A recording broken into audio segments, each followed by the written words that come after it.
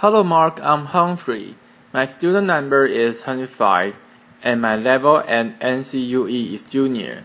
The title of this speech is A Boat Carrying 500 Refugees Sunk at Sea. The Story of Two Survivors by Melissa Fleming. Filmed May 2015.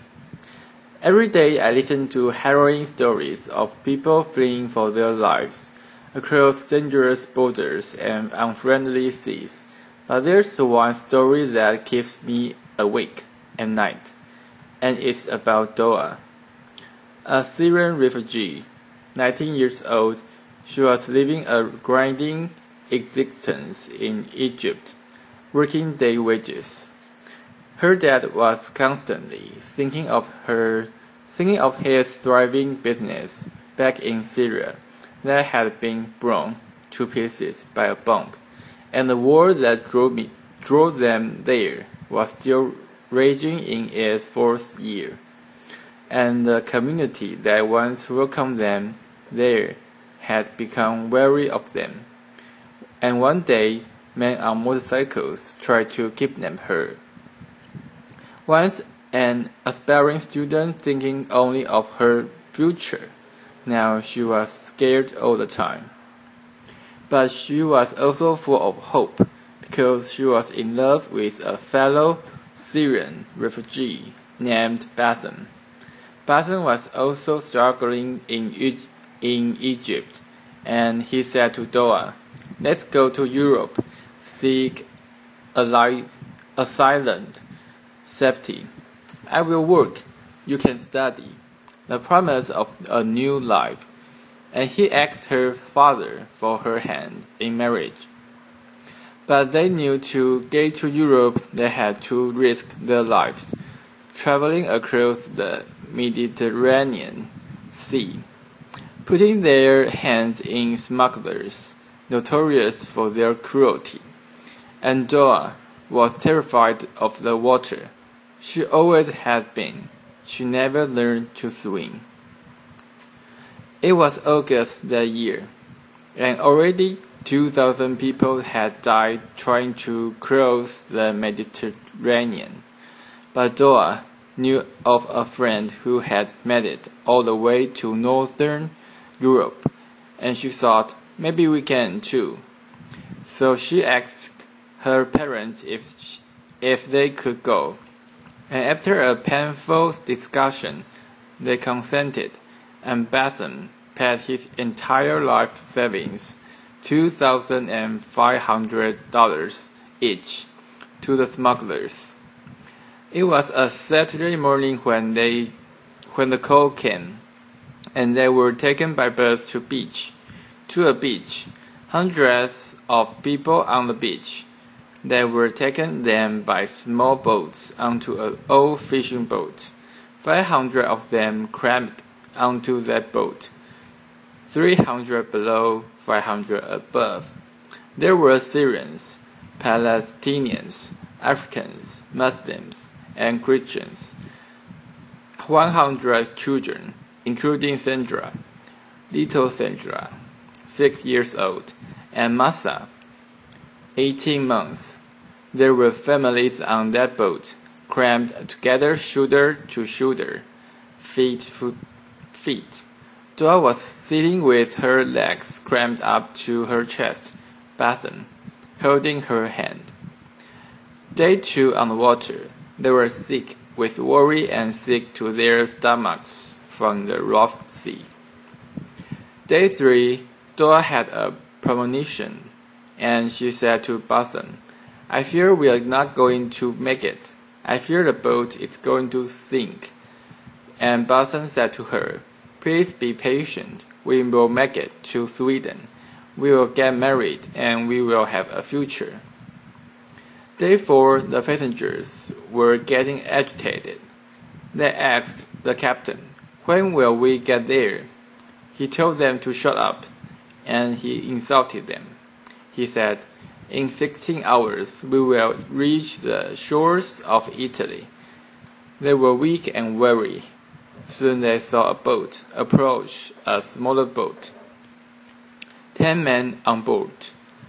10 men on board, who started shouting at them, hurling exhausts, throwing sticks, asking them to all disembark and get on this smaller, more unseaworthy boat. The parents were terrified for their children, and they collectively refused to disembark. So the boat sped away in anger, and a half an hour later came back and started deliberately ramming a hole in the side of Doa's boat, just below where she and Basin were sitting. And she heard how they yelled, "Let the fish eat your flesh." And they started laughing as the boat capsized and sank. The 300 people below deck were doomed. Doa was holding on to the side of the boat as it sank, and watched in horror as a small child was cut to pieces by the propeller. Basin said to her, "Please let go, or you will be swept in, and the propeller will kill you too." And remember, she can't swim. But she let go and she started moving her arms and her legs, thinking, "This is swimming." And miraculously, Basin found a life ring. It was one of those child's rings that they used to play in swimming pools and on calm seas. And Doa climbed onto the ring, her arms and her legs dangling by the sides. Basin was a good swimmer, so he held her hand and tread water. Around them there were corpses. Around 1,000 people survived initially, and they started coming together in groups, praying for the rescue. But when a day went by and no one came, some people gave up hope, and Doa and Basin watched as men in the distance took their life vests off and sank into the water. One man approached them with a small baby perched on his shoulder. 9 months old, Malak.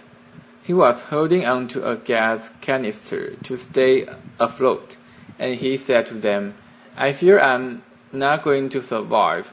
I'm too weak. I don't have the courage anymore." And he handed little Malak over to Basin and to Doa, and they perched her onto the life ring. So now there were 3, Doa, Basin, and little Malak. And let me take a pause in this story right here and ask the question, why do refugees like Doa take these kinds of risks? Millions of refugees are living in exile, in limbo. They are living in countries fleeing from a war that has been raging for 4 years. Even if they wanted to return, they can't. Their homes, their business, their towns, and their cities have been completely destroyed. This is a UNESCO World Heritage City, Homs, in Syria. So people continue to flee into neighboring countries, and we built refugee camps for them in the desert. Hundreds of thousands of people live in camps like this, and thousands more, millions, live in towns and cities. And the communities, the neighboring countries that once welcomed them with open arms and hearts, are overwhelmed. There are simply not enough schools, water systems, sanitation. Even rich European countries could never handle such an influx without massive investment. The Syria war has driven almost 4 million people over the borders, but over 7 million people are on the run inside the country. That means that over half the Syrian population has been forced to flee back to those neighboring countries hosting so many. They feel that the richer world has done too little to support them, and days have turned into months, months into years. A refugee's stay is supposed to be temporary. Back to Doa and Bassem in the water. It was their second day, and Bassem was getting very weak, and now it was Doa's turn to say to Bassem, "My love, please hold on to hope, to your future, to our future. We will make it." And he said to her, "I'm sorry, my love, that I put you in this situation. I have never loved anyone as much as I love you." And he released himself into the water. And Doa watched as the love of her life drowned before her eyes.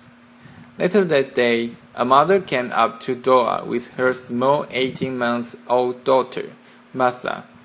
This was the little girl I showed you in the picture earlier, with the life vests. Her older sister Sandra had just drowned, and her mother knew she had to do everything in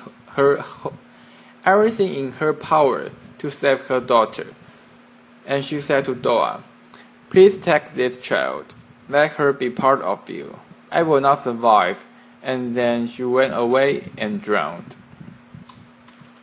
So Doa, the 19-year-old refugee who was terrified of the water, who couldn't swim, found himself in charge of 2 little baby kids, and they were thirsty, and they were hungry, and they were agitated. And she tried her best to amuse them, to sing to them, to say words to them from the Quran. Around them, the bodies were bloating and turning black. The sun was blazing during the day. At night, there was a cold moon and fog. It was very frightening. On the 4th day in the water, this is how Doa probably looked on the ring with her 2 children. A woman came on the 4th day and approached her and asked her to take another child, a little boy, just 4 years old. And when Doa took the little boy and the mother drowned, she said to the sobbing child, "She just went away and find you water and food." But his heart soon stopped, and Doa had to release the little boy into the water. Later that day, she looked up into the sky with hope, because she saw 2 planes crossing in the sky, and she waved her arms, hoping they could see her. But the planes were soon gone. But that afternoon, as the sun was going down, she saw a boat, a merchant vessel, and she said, "Please, God, let them rescue me." She waved her arms and she felt like she shouted for about 2 hours, and it had become dark. But finally, the searchlights found her, and they extended a rope, astonished to see a woman clutching onto babies. They pulled them onto the boat. They got oxygen and blankets, and a Greek helicopter came to pick them up and take them to the island of Crete. But Doa looked down and asked, "What of Malak?" And they told her the little baby did not survive. She drew her last breath in the boat's clinic. But Doa was sure that as they had been pulled up onto the rescue boat, the little baby girl had been smiling. Only 11 people survived the wreck of the 500. There was never an international investigation into what happened. There were some media reports about mass murder at sea, a terrible tragedy, but that was only for one day, and then the news cycle moved on. Meanwhile, in a pediatric hospital on Crete, little Masa was on the edge of death. She was really dehydrated. Her kidneys was failing. Her glucose levels were dangerously low. The doctors did everything in their medical power to save them. And the Greek nurses never left her side, holding her, hugging her, saying her words. My colleagues also visited and said pretty words to her in Arabic. Amazingly, little Masa survived. And soon the Greek press started reporting about the miracle baby who had survived for 4 days in the water without food and anything to drink, and offers to adopt her came from all over the country. And meanwhile, Doa was in another hospital on Crete, thin, dehydrated. An Egyptian family took her into their home as soon as she was released. As soon words went around about Doa's survival, and a phone number was published on Facebook. Messages started coming in. Doa, do you know what happened to my brother, my sister, my parents, my friends? Do you know if they survived? One of those messages said, I believe you saved my little niece, Masa. And it had this photo. This was from Masa's uncle, a Syrian refugee who had made it to Sweden with his family and also Masa's older sister. Soon, we hope, Masa will be reunited with him in Sweden. And until then, she's being cared for in a beautiful orphanage in Athens. And Doa, well, words went around about her survival, too. And the media wrote about the slight woman who couldn't imagine how she could survive all this time under such conditions in that sea, and still save another life. The Academy of Athens, one of Greece's most prestigious institutions, gave her an award of bravery, and she deserves all that praise, and she deserves a second chance. But she wants to still go to Sweden. She wants to reunite with her family there. She wants to bring her mother and her father and her younger siblings anyway, away from Egypt there as well. And I believe she will succeed. She wants to become a lawyer or a politician or something that can help fight injustice. She is an extraordinary survivor. But I have to ask, what if she didn't have to take that risk? Why did she have to go through all that? Why wasn't there a legal way for her to study in Europe? Why couldn't Masa have taken an airplane to Sweden? Why couldn't Bassam have found work? Why is there no massive resettlement program for Syrian refugees, the victims of the worst war of our times. The world did this for the Vietnamese into 1970s. Why now? Why not now? Why is there so little investment in the neighboring countries hosting so many refugees? And why the root question is so little being done to stop the wars, the persecutions, and the poverty that is driving so many people to the shores of Europe? Until these issues are resolved, people will continue to take to the seas and to seek safety and asylum.